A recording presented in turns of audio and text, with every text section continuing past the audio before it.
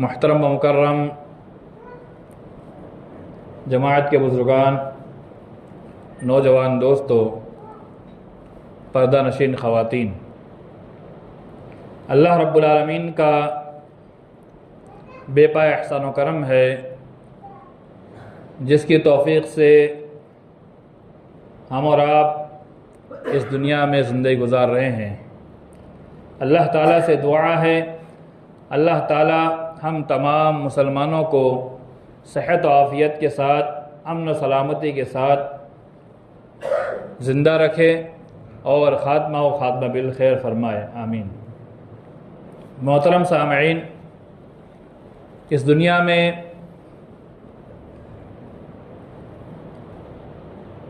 इंसान की पैदाइश और तख्लीक की शुरुआत जब होती है तो अल्लाह रब्बुल आलमीन ने सबसे पहले हज़रत आदम अलैहिस्सलातु वस्सलाम को पैदा फरमाया। उन्हीं के जिस्म से और टेढ़ी पसली से उनकी बीवी हवा को पैदा फरमाया। वहीं से इंसान की तख्लीक का सिलसिला शुरू हुआ।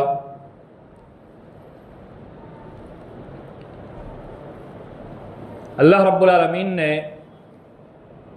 आदम अलैहिस्सलातु वस्सलाम और उनकी बीवी की तख्लीक के बाद, पैदाइश के बाद, उन दोनों से एक नस्ल चलाई और वो बितरतीब आज तक जारी व सारी है। अल्लाह रब्बुल आलमीन ने पैदाइश के एतबार से 3 तबके बनाए। कुछ लोग ऐसे हैं जो माँ और बाप दोनों से पैदा हुए और एक नबी जो न माँ और बाप से, और एक ऐसा नबी जिसका बाप नहीं, और एक औरत ऐसी जो बग़ैर माँ के पैदा होती है। यानी 4 किस्म के लोग इस दुनिया के अंदर अलग अलग नौइयत से पैदा हुए, जिनमें हज़रत आदम अलैहिस्सलातु वस्सलाम जिनके न माँ और न बाप, हज़रत हव्वा जिनकी माँ नहीं, और हज़रत ईसा अलैहिस्सलातु वस्सलाम जिनके बाप नहीं, सिर्फ माँ है, और हम और आप जो है माँ और बाप दोनों से पैदा हुए हैं। अल्लाह रब्बुल आलमीन ने हम में से हर एक के लिए माँ और आप बाप बनाए, और जितने बच्चे हैं उनके लिए अल्लाह रब्बुल आलमीन ने माँ बाप बनाए, और उन माँ बाप के लिए अल्लाह रब्बुल आलमीन ने औलाद बनाई। अल्लाह रब्बुल आलमीन की जानिब से कई जिम्मेदारियाँ आयद होती हैं। उन्हीं जिम्मेदारियों में से एक बड़ी जिम्मेदारी माँ बाप बन जाना भी बड़ी जिम्मेदारी है। बेटा पैदा होने से एक इंसान जिम्मेदार बन जाता है। ये जिम्मेदारी हम और आप नहीं देते, बल्कि ये जिम्मेदारी अल्लाह रब्बुल आलमीन की जानिब से मिली हुई एक बड़ी और अहम जिम्मेदारी है। आइए अल्लाह के नबी सल्लल्लाहु अलैहि वसल्लम का फरमान देखते हैं कि अल्लाह के नबी सल्लल्लाहु अलैहि वसल्लम ने क्या फरमाया। हज़रत माकिल बिन यसार रज़ियल्लाहु तआला अन्हु रावी हदीस है, वो बयान करते हैं, मा मिन अब्दिन यस्तरईहिल्लाहु रईयतन, कि अल्लाह के नबी सल्लल्लाहु अलैहि वसल्लम ने फरमाया कि अल्लाह रब्बुल आलमीन ने जिस किसी बंदे को जिम्मेदार बना दिया, यमूत यौम यमूत, और वो जिम्मेदार बनने के बाद ऐसे ही मर जाता है, वह गाशुन लिरईयती, यानी अपने रियाया के साथ जो उसके मातहत अल्लाह ताला ने उसे जिसका जिम्मेदार बनाया है, वो उसकी जिम्मेदारी अदा किए बगैर धोखा करते मर जाता है, यानी जिम्मेदारी को सही तौर पर अदा नहीं करता। वह गाशुन लिरईयती, अल्लाह के नबी सल्लल्लाहु अलैहि वसल्लम ने जिस अल्फाज का इस्तेमाल किया, वह गाशुन, धोखा करते मर जाता है। वह मालूम हुआ कि अपनी जिम्मेदारी को अदा न करना ये धोखा करना है, और धोखा किसी भी तौर पर बर्दाश्त नहीं किया जाता, चाहे कारोबार में हो, चाहे वो सैलरी के अंदर हो, चाहे कामकाज के अंदर हो, चाहे मामलात के अंदर हो, चाहे बातचीत के अंदर हो, किसी भी चीज के अंदर धोखा बर्दाश्त नहीं किया जाता है। तो अल्लाह के नबी सल्लल्लाहु अलैहि वसल्लम ने भी यहां पर जिस चीज लफ्ज का इस्तेमाल किया वो गाशुल लिरइयती, जो अपने रियाया के साथ, जो उसके मातहत है, उनके साथ धोखा करके मर जाता है। इल्ला हर्रमल्लाहु अलैहिल जन्नह, अल्लाह के नबी सल्लल्लाहु अलैहि वसल्लम ने साफ अल्फाज में फरमाया कि अल्लाह रब्बुल आलमीन ने ऐसे लोगों पर जन्नत को हराम कर दिया है। इस रिवायत से क्या मालूम होता है कि जिम्मेदार अल्लाह रब्बुल आलमीन बनाता है। हम और आप अपने तौर पर किसी को जिम्मेदार बना दे, ये मुमकिन नहीं है। अल्लाह ताला ने जिसको जिम्मेदार बनाना उसके मुकद्दर में लिखा हुआ है, या फिर अल्लाह ताला जिसको जिसके ऊपर जिम्मेदार बना दे वो जिम्मेदार बन जाता है। इमाम कुर्तुबी रहमतुल्लाह बहुत मशहूर मुफस्सिर कि हदीस और तफसीर दोनों के अंदर माहिर, और उनकी तफसीर की किताब जो है बड़े ही आला किस्म की और मयारी और सनद का एतबार रखने वाली किताब इमाम कुर्तुबी रहमतुल्लाह इस हदीस की वजाहत करते हुए जो तरतीब बयान करते हैं, बहुत जामे तरीन तरतीब है। हम में से हर एक के लिए उसके नसीहत है, क्योंकि हम में से अक्सर जो है बाप बन चुके हैं, या खवातीन जो है वो माँ बन चुकी है, उनकी औलाद भी है। तो अल्लाह ताला ने उनको जिम्मेदार बनाया है या नहीं बनाया है, हमें खुद इस हदीस पे गौर करना है। इमाम कुर्तुबी रहमतुल्लाह ने इसी हदीस को बुखारी मुस्लिम की रिवायत पेश करने के बाद जिस रिवायत को इसकी वजाहत में पेश किया कि अल्लाह रब्बुल आलमीन ने किनको जिम्मेदार बनाया है। कुल्लुकुम राइन व कुल्लुकुम मसऊलुन अन रइयती, बहुत मशहूर रिवायत है। हदीस की मुख्तलिफ किताबों के अंदर ये सही सनद के साथ, सही मतन के साथ, सही अल्फाज के साथ ये रिवायत मनकूल है। कुल्लुकुम राइन व कुल्लुकुम मसऊलुन अन रइयती, तुम में से हर एक जिम्मेदार है। अल्लाह ताला ने तुमको जिम्मेदार बनाया है, तो कोई एक दो इंसान नहीं। उसूल फिक्र का एक कायदा है शरीयत के अंदर, कुरान और हदीस के अंदर, जब लफ्ज़ कुल का इस्तेमाल हो जाए तो वो उमूम का फायदा देता है, और वो दलील उमूम पर दलालत करती है। यानी 1 2 4 10 15 20 100 200 300 नहीं, बल्कि अल्लाह के नबी सल्लल्लाहु अलैहि वसल्लम ने फरमाया तुम में से हर फर्द जिम्मेदार है, एक एक इंसान जिम्मेदार है। आज हमारा और आपका मामला क्या है? जिसे जिम्मेदार बनाया हम उसी को कोसते हैं, तुमसे नहीं हो रहा है, तुम कर नहीं पा रहे हो, ये है वो है। अल्लाह के नबी सल्लल्लाहु अलैहि वसल्लम ने फरमाया तुम में से हर एक जिम्मेदार है, जिसको जो काम नजर आए वो काम करे। मिसाल के तौर पर एक मस्जिद की, ये मस्जिद का इहाता है, किसी को कचरा नजर आ जाए तो इंसान क्या करता है? फला मुअज्जिन ने ये नहीं किया, फला ने साफ नहीं किया। अरे हम में से हर एक जिम्मेदार है। अल्लाह के नबी सल्लल्लाहु अलैहि वसल्लम ने फरमाया कि मस्जिद के सफाई का इतना अजर है कि अल्लाह ही जानता है, कोई नहीं जानता। ये हदीस के अल्फाज है, कोई नहीं जानता। हम में से हर एक जिम्मेदार है। अल्लाह ताला ने सबको जिम्मेदारी दी है। हम तो सोचते नहीं वो ही जिम्मेदार है, वही करेगा, वो करेगा तो ही काम होगा, और हम सब हाथ बांध के बैठ जाए। अल्लाह के नबी सल्लल्लाहु अलैहि वसल्लम फरमाया हम में से हर एक जिम्मेदार है, और सिर्फ जिम्मेदारी देकर अल्लाह ने छोड़ा नहीं, वह हुआ मसऊलुन अन रइयती। रोज़े क़यामत जब पूरी दुनिया महशर के मैदान में होगी, अल्लाह ताला उस रोज़े क़यामत सवाल भी करेगा कि मैंने तुमको जिम्मेदार बनाया था, जिम्मेदारी दी थी, तुमने अपनी जिम्मेदारी को अदा किया या नहीं किया। अल्लाह ताला ने हमें कचरा दिखाया, इसलिए दिखाया ताकि अपनी जिम्मेदारी हम उसको साफ करके अदा कर दें। अगर हमने उस पर उंगली उठाने वक्त गुजारा, गोया कि हमने अपनी जिम्मेदारी अदा नहीं की, हमने कोताही की, और कोई और कोताही कर दे तो वो पहाड़ बन जाता है, और हम कोताही करें तो वो कोताही नजर नहीं आती है। तो अल्लाह के नबी सल्लल्लाहु अलैहि वसल्लम ने फरमाया तुम में से हर एक जिम्मेदार है, और सबसे अपनी जिम्मेदारी के बारे में रोज़े क़यामत पूछा जाएगा, सवाल किया जाएगा, और वैसे ही छोड़ा नहीं जाएगा जब तक हम जवाब नहीं दे देंगे। दूसरा लफ्ज़ जो है इमाम कुर्तुबी ने बयान किया हदीस के अल्फाज, फल इमाम राइन, इमाम कौम का रहबर, जिम्मेदार, लीडर, या जिसको जिसी भी नाहिए की जिम्मेदारी मिल जाए, यानी चाहे वो 2, 4, 5 लोग की जमात का भी जिम्मेदार बनाया जाए, चाहे कहीं सफर में गए 2, 3 लोग साथ में गए, उनमें एक अमीर बनाने का हुक्म अल्लाह के रसूल सल्लल्लाहु अलैहि वसल्लम ने दिया कि तुम में एक अमीर बन जाए, एक बड़ा हो जाए, वहां भी जिम्मेदारी, यानी किसी भी नाहिए की जिम्मेदारी मिल जाए। आज तो होता है मस्जिद के जिम्मेदार, कौम के अमीर, नाजिम, इन पे ही सारा जोर लगा दो। नहीं, अल्लाह ताला ने किसी भी नाहिए की हमें जिम्मेदारी दी है, लीडरी दी है, चाहे 2, 5, 10 लोग का जिम्मेदार बनाया है, चाहे अपने घर के अंदर एक बड़ी जमात का जिम्मेदार बनाया है, तो वो भी जिम्मेदार है, अल्लाह ताला उससे भी सवाल करेगा। और तीसरे नंबर पर आता है, बहुत ही अहमियत के हामिल है, हम में से हर एक उसके अंदर शामिल हो सकता है, वर्रजुल राइन फी बैतिही, आदमी अपने घर में जिम्मेदार है, उसके मातहत रहने वाले, उसकी बीवी, उसके बच्चे, उसकी बच्चियां और घर के अंदर जो भी उसके मातहत है, वो सबका जिम्मेदार है। और दूसरा मफहूम, एक बाप उस घर के अंदर अपने बच्चों का जिम्मेदार है।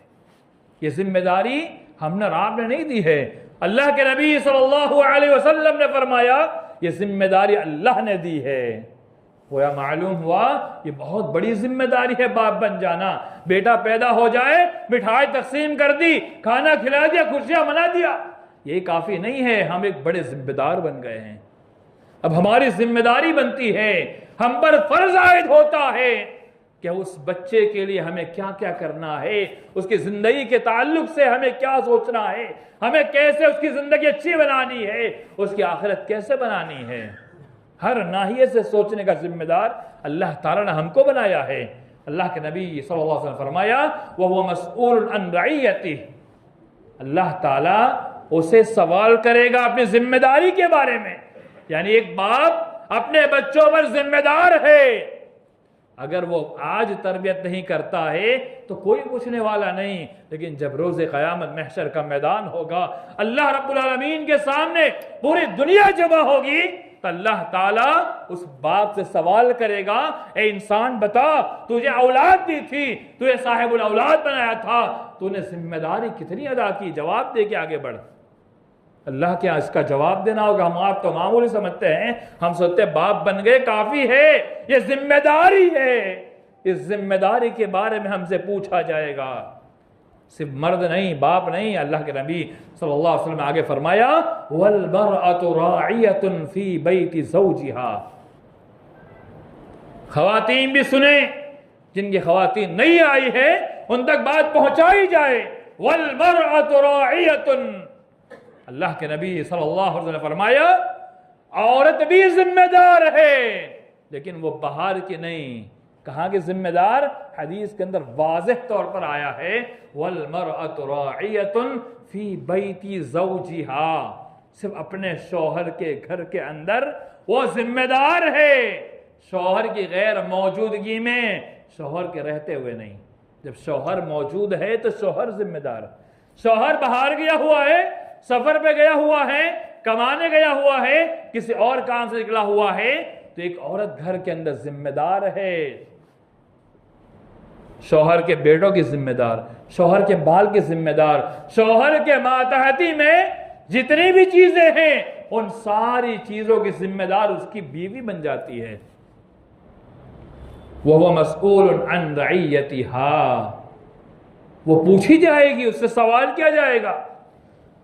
अल्लाह ताला रोज़े क़यामत उस औरत से पूछेगा कि औरत बतला, तुझे जिम्मेदार बनाया था, तेरे शौहर के औलाद की जिम्मेदारी तुझे दी गई थी, तूने अदा की या नहीं की।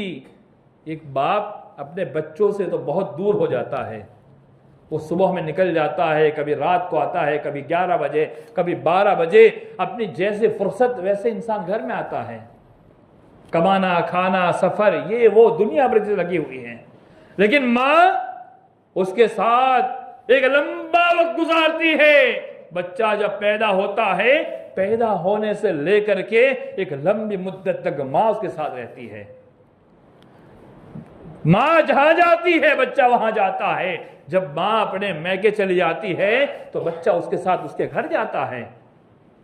तो एक माँ पर बड़ी जिम्मेदारी आयद होती है, वो अपने बच्चों की तरबियत करे, उसकी देखभाल करे, उस पर निगाह रखे कि हमारा बच्चा कहाँ जा रहा है, हमारा बच्चा क्या कर रहा है, हमारा बच्चा क्या देख रहा है, मोबाइल दिया हुआ है, मोबाइल में क्या चला रहा है। पहली फुर्सत में तो औरतों की बड़ी गलती अपने बच्चों को मोबाइल पकड़ाना।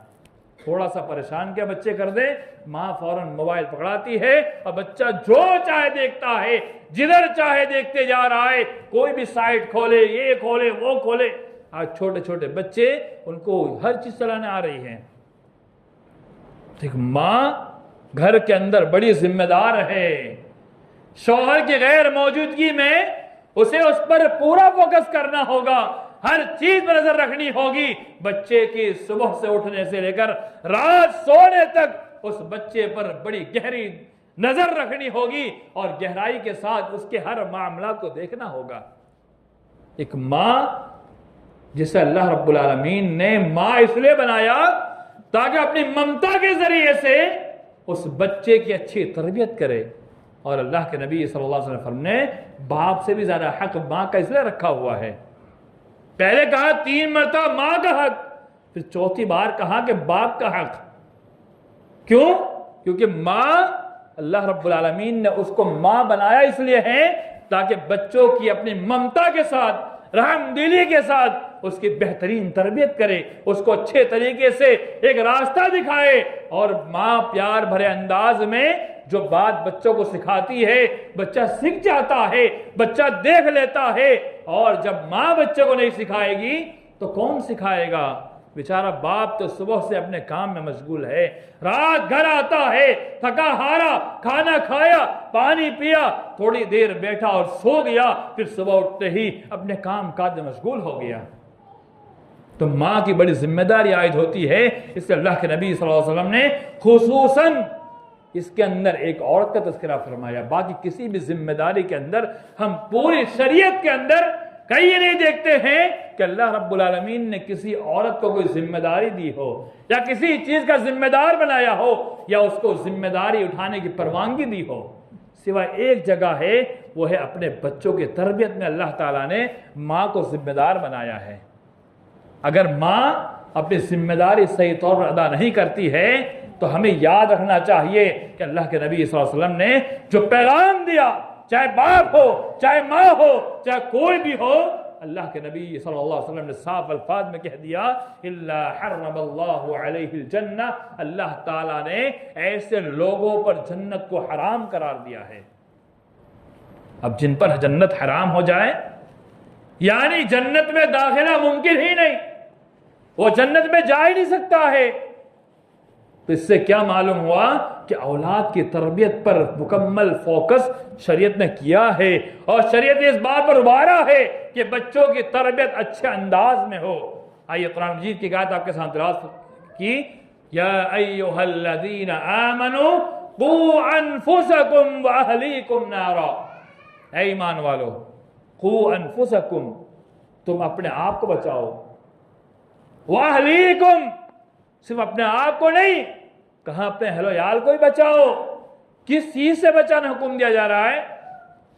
वक़ूदुहा अन्नास वल हिजारा, या अय्युहल्लज़ीना आमनू कू अनफुसकुम व अहलीकुम नारा, तुम अपने आप को और अपने अहलो-याल को, अपने बीवी बच्चों को जहन्नम की आग से बचा लो।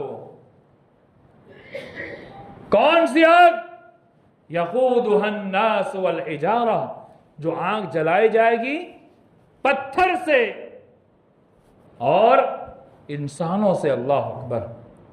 मुखातब कौन है? गौर करने का मकाम है।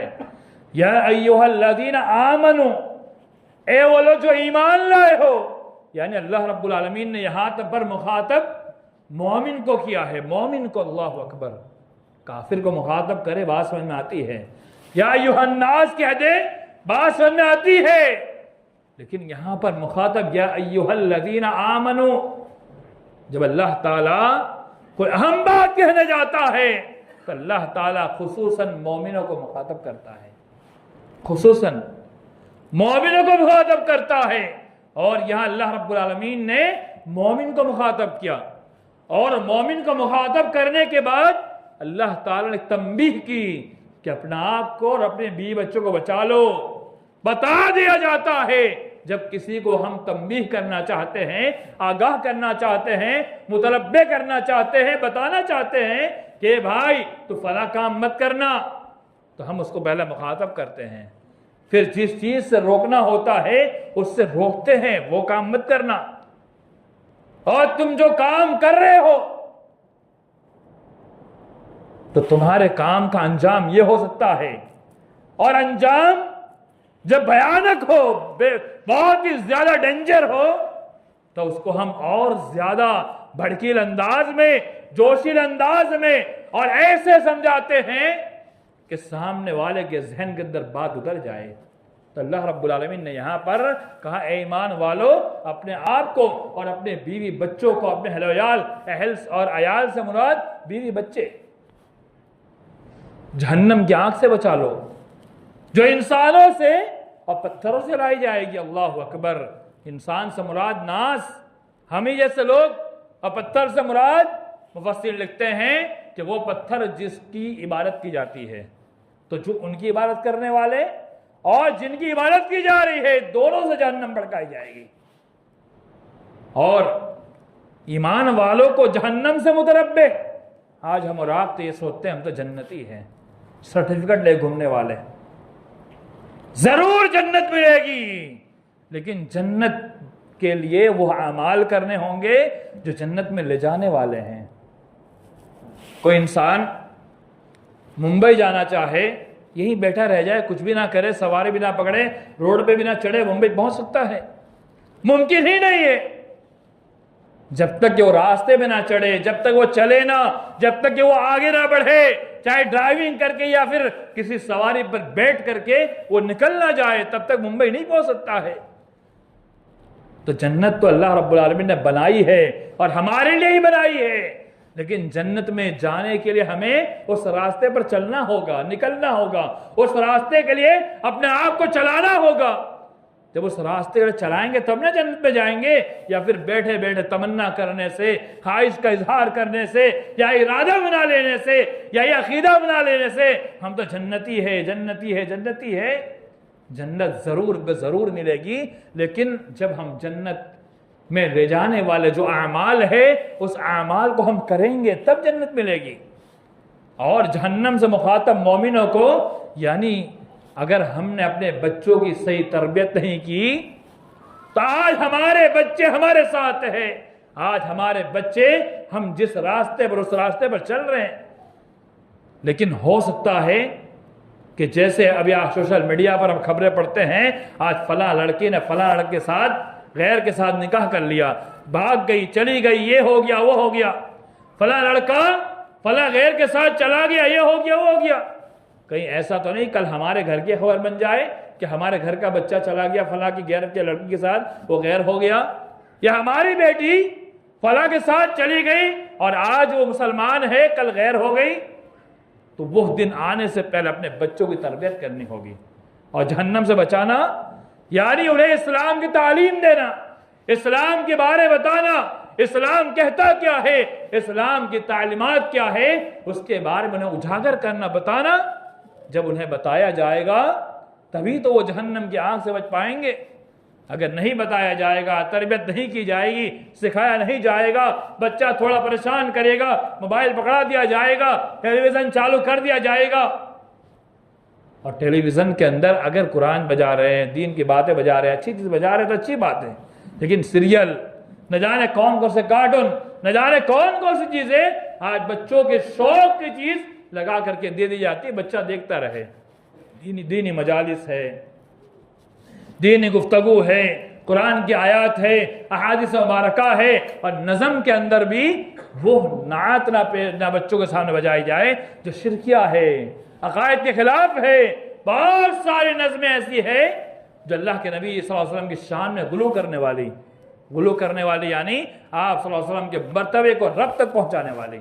कई अशार के अंदर वही मुस्तफ़ा, वही रब है जो मुस्तफ़ा बनकर ज़मीन पे उतर आया, न जाने कैसे कैसे अशार, यानी अल्लाह के नबी सल्लल्लाहु अलैहि वसल्लम को अल्लाह बताते हैं कि अल्लाह ही मुस्तफ़ा बनकर ज़मीन पे उतर आया। ऐसे अशार से बच्चों को बचाना चाहिए, ऐसी नज़में बच्चे न सुने न बच्चों को सुनाए। ये बदअकीदगी पैदा करने वाली नज़में हैं, ऐसी नज़मों से बचाना चाहिए, ऐसे बदअकीदगी पैदा करने वाले वीडियो से बचाना चाहिए। और आज न जाने कितने रील्स ऐसी आती जाती है और बच्चे उसी रील्स में मजा है, मशगूल है। कुफ्री अकायद, बातिल अकायद, बातिल किस्म की बातें, गलत किस्म की बातें, ये सारी चीजें आज सोशल मीडिया पर चली आ रही है और आज बच्चों के मनोरंजन के लिए उसका इस्तेमाल हो रहा है। तो बच्चों को हमें अपने आप को बचाना है और अपने बच्चों को भी जहन्नम की आग से बचाना है। उसके बचाने तरीके में सबसे अहम तरीका, जैसे सीसीटीवी कैमरा हर आने जाने वाले इंसान की निगहबानी करता है, वैसे ही एक माँ बाप की जिम्मेदारी बनती है वो अपने बच्चों की निगहबानी करे, निगरानी करे। वो देखे हमारा बच्चा किन के साथ उठता है, हमारा बच्चा किन के साथ बैठता है, हमारा बच्चा क्या खाता है, क्या पीता है, कहां जा रहा है, क्या कर रहा है, इस पर नजर रखना होगा। बहुत आसान काम, मुश्किल काम नहीं है, बहुत आसान काम है।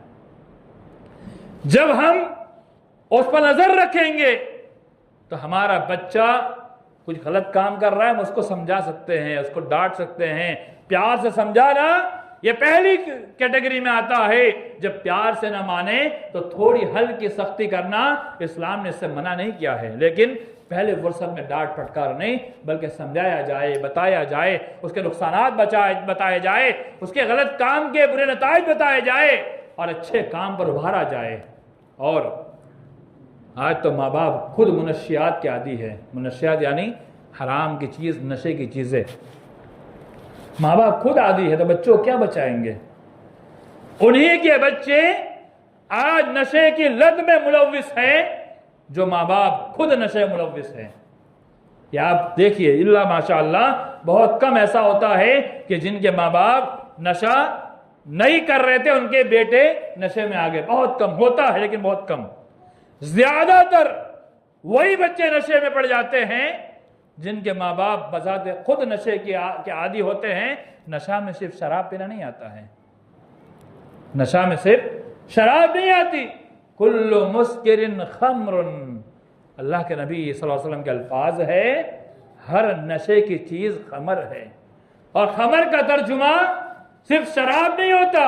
शराब के माने पीना, शराब के माने पीना, यानी उस दौर के अंदर अल्लाह के नबी सल्लल्लाहु अलैहि वसल्लम के जमाने में पीने के लिए नशा इस्तेमाल होता था। लेकिन जितनी भी चीजें, चाहे चबाने की हो, चाहे रखने की हो, चाहे पीने की हो, चाहे सूंघने की हो, चाहे मंजन के तौर पर हो, किसी भी तौर पर इस्तेमाल की जाती हो, वो सब के सब खमर में दाखिल है।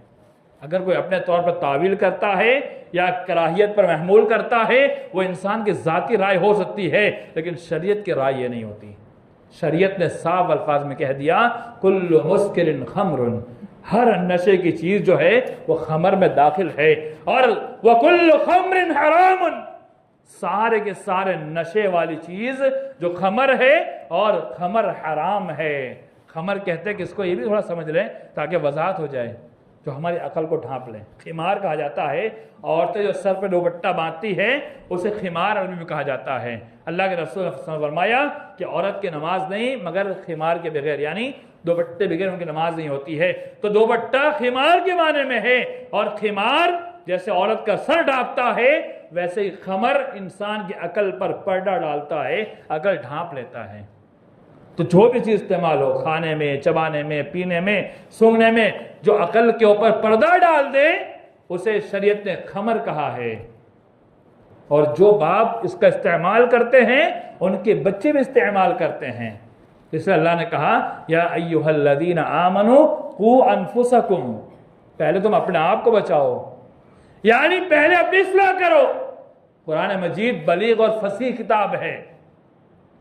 कुरान मजीद उस दौर में नाजिल हुई जब बड़े बड़े फुसहा, बुलगा, उदबा, अरबी के माहिरीन मौजूद थे।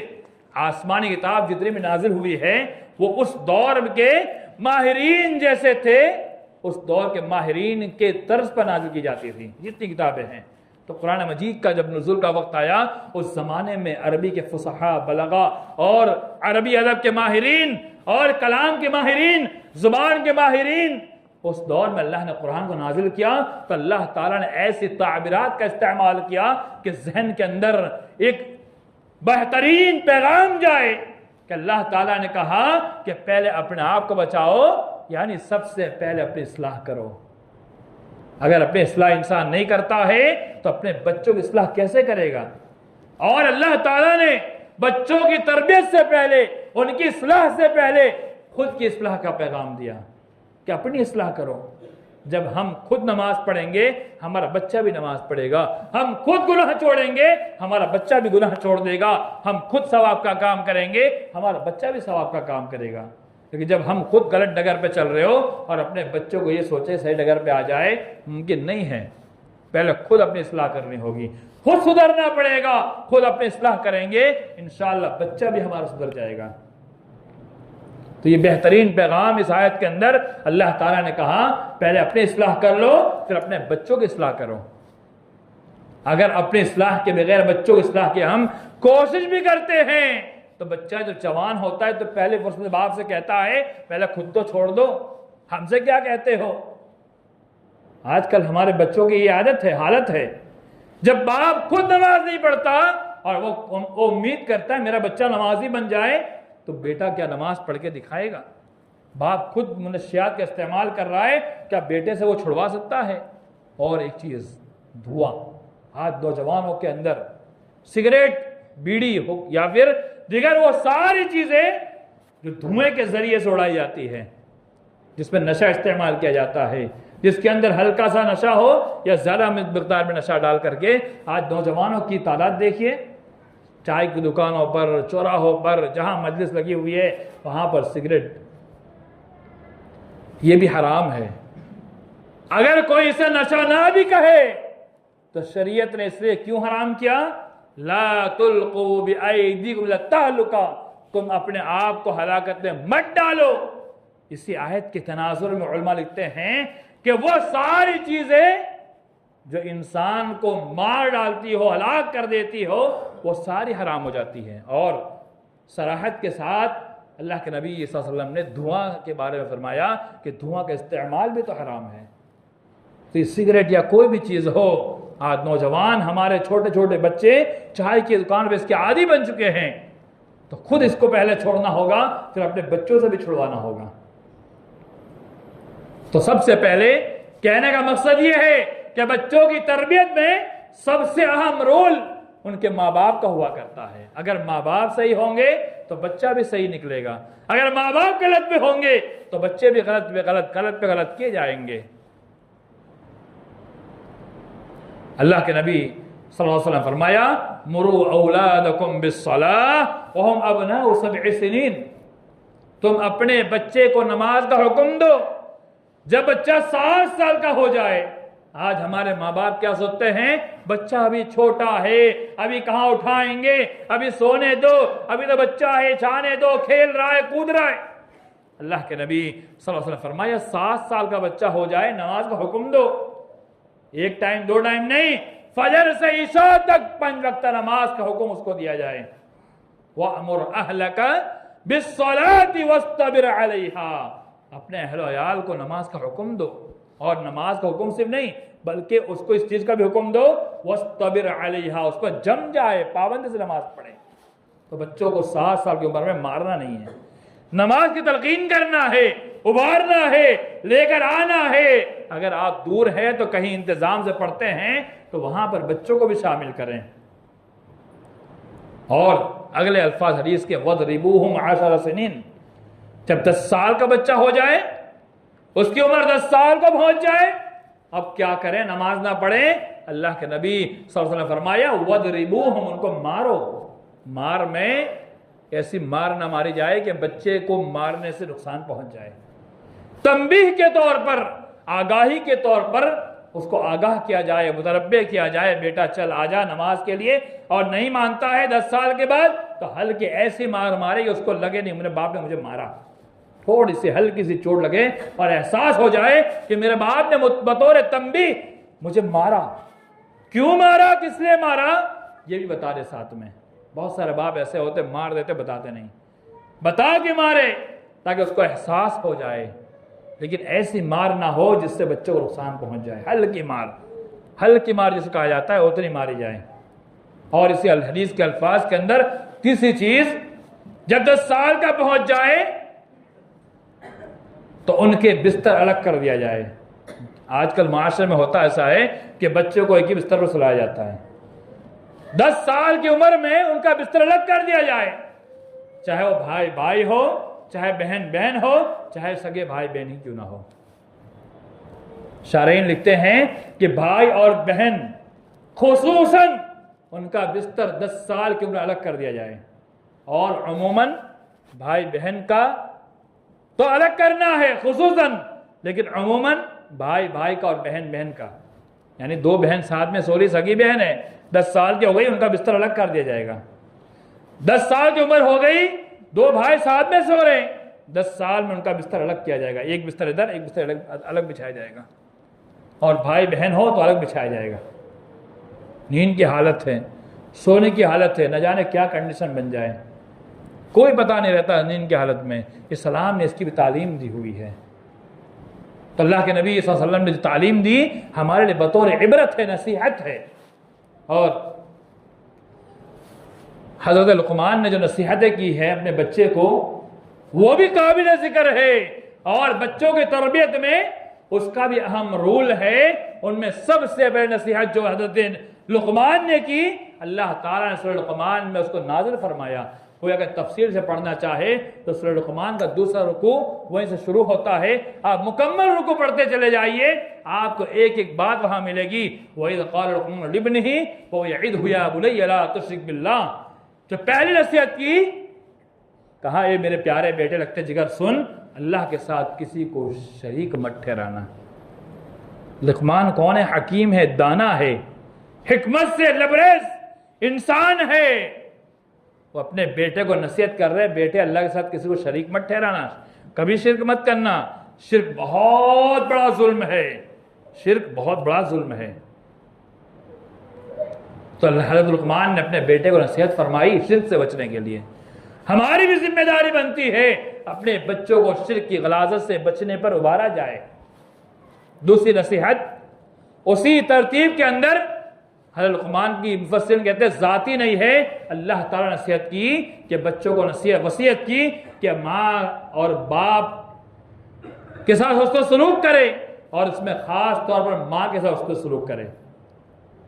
तीसरी नसीहत जो की बहुत जामे तरीन है, या बुनय्या इन्नहा इन तकु मिस्क़ाल हब्बतिन मिन खरदलिन फतकुन फी सखरतिन औ फिस समावाति औ फिल अर्दी याति बिहल्लाह इन्नल्लाह लतीफुन खबीर। यह हम में हर एक के लिए बहुत ही जरूरी इंपॉर्टेंट चीज है। लुक़मान ने अपने बेटे के एक सवाल पर जवाब दिया। उनके बेटे ने जब सवाल किया, अब्बा जान बताइए, मैं कोई ऐसी जगह पर हूं जहां मुझे कोई नहीं देख रहा है, कोई नहीं देख रहा है, अगर मैं वहां कोई अच्छाई या बुराई करूं तो क्या मुझे कोई देखता है? लुक़मान ने इसके जवाब में कहा, या बुनय्या इन्नहा इन तकु मिस्क़ाल हब्बतिन मिन खरदलिन फतकुन फी सखरतिन। ए मेरे प्यारे बेटे रखते जिगर, तू सवाल करता है, इसका जवाब ये सुन, अगर तू कोई ऐसी जगह पर जहां कोई नहीं देखता है, वहां भी राई के दाने के बराबर अगर तू अच्छाई या बुराई करता है, चाहे वो आसमान में जाकर करें, जमीन के पाताल में चले जाए, या फिर चट्टान में घुसकर करें, अल्लाह ताला कहता है, लुक़मान हकीम ने नसीहत जो की थी, याति बिहल्लाह, अल्लाह ताला उसे रोज़े क़यामत पेश कर देगा। यानी क्या बताना चाहा कि अल्लाह ताला देखता है वहां जहां कोई नहीं होता है, जहां दुनिया का कोई नहीं होता है। ऐसी रात में जो काली हो, काले रात के काले पहाड़ के काले पत्थर पर चलने वाली चींटी भी हमें नजर न आए, ऐसी जगह जाकर भी कोई अच्छाई या बुराई करें तो अल्लाह ताला वहां भी देखता है। यानी राई के दाने के बराबर भी राई का दाना कितना होता है, छोटा सा होता है। अगर उतनी भी किसी ने गलती कर दी या उतनी भी नेकी कर दी, अल्लाह ताला उसे देखता है। याती बिहल्लाह, यानी अल्लाह ताला रोज क़यामत उसे लाकर पेश कर देगा, बता देगा। मैं इसकी मुख्तसर तेरे बात खत्म करता हूं। यानी हमारा और आपका मामला क्या होता है, हम बच्चों के दिल में अपना डर बिठाते हैं, बच्चों के दिल में अपना डर बिठाते हैं। ए मेरे बेटे सुन, अगर तूने कोई गड़बड़ी की, गलत काम किया, तूने गुनाह का काम किया, मारूंगा, ये करूंगा, वो करूंगा। आपका बच्चा आपके साथ कितनी देर रहता है, आपका बच्चा आपके साथ कितनी देर रहता है? 2, 4, 5, 7 घंटे। उसका सुबह से लेकर रात का रूटीन देख लीजिए। सुबह मदरसा या स्कूल, फिर ट्यूशन, फिर दूसरी जगह पर, फिर खेलने में, फिर कूदने में, रिश्तेदारों के वहां, इनके यहाँ, दोस्तों के वहां, उनके वहां। हमारे पास तो कम ही रहता है, तो बाहर कौन देखेगा? तो उनके दिल में जो डर बिठाना है वो रब का खौफ बिठाना है, रब का डर बिठाना है। जैसे हज़रत लुक़मान ने बिठाया, ऐ मेरे बेटे सुन, अगर तू कहीं ऐसी जगह पर कोई अच्छाई या बुराई करता है जहां कोई नहीं देखता, कोई नहीं सुनता, ये मत सोच ये कोई नहीं देख रहा है। अल्लाह रब्बुल आलमीन की जात है जो देख रही है, तुझे उस काम करते देख रही है। तू ये काम करेगा, अल्लाह ताला देख रहा है, अज़ाब देगा। नेकी करेगा, सवाब मिलेगा।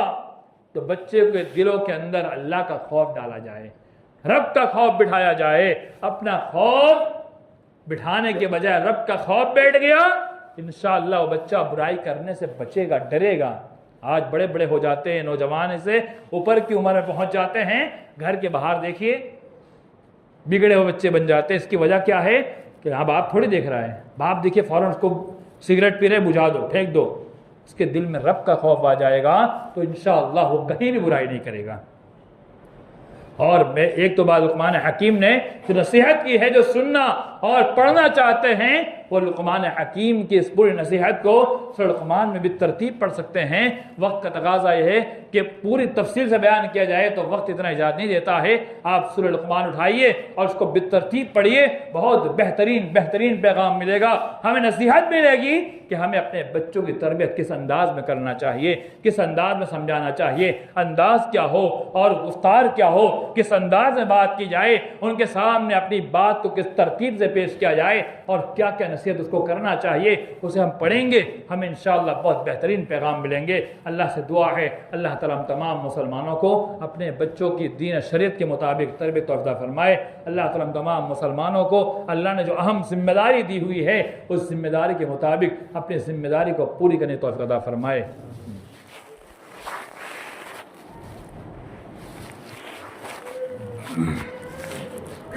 अल्हम्दुलिल्लाह वहदा वस्सलातु वस्सलामु अला मन ला नबिय्य बअदा। 3 हदीस पेश करके बात ख़त्म करता हूँ। अल्लाह के नबी सल्लल्लाहु अलैहि वसल्लम फरमाया, कुल्लु मौलूदिन यूलदु अलल फ़ितरा फ़अबवाहु युहव्विदानिही व युनस्सिरानिही व युमज्जिसानिही। सारे के सारे बच्चे फितरत इस्लाम पर पैदा होते हैं। उनके माँ बाप फ़अबवाहु, उनके माँ बाप उनको यहूदी बनाते हैं, नसारा बनाते हैं या मजूसी बनाते हैं। मुस्लिम शरीफ की रिवायत है, यानी माँ बाप जिस अकायद के होंगे उस अकीदे के मुताबिक अपने बच्चे को ढाल देंगे। इस रिवायत से हमें क्या सीखने मिलता है कि जब बच्चा छोटा होता है, माँ बाप जिस ट्रैक पे चलाना चाहे चला सकती है।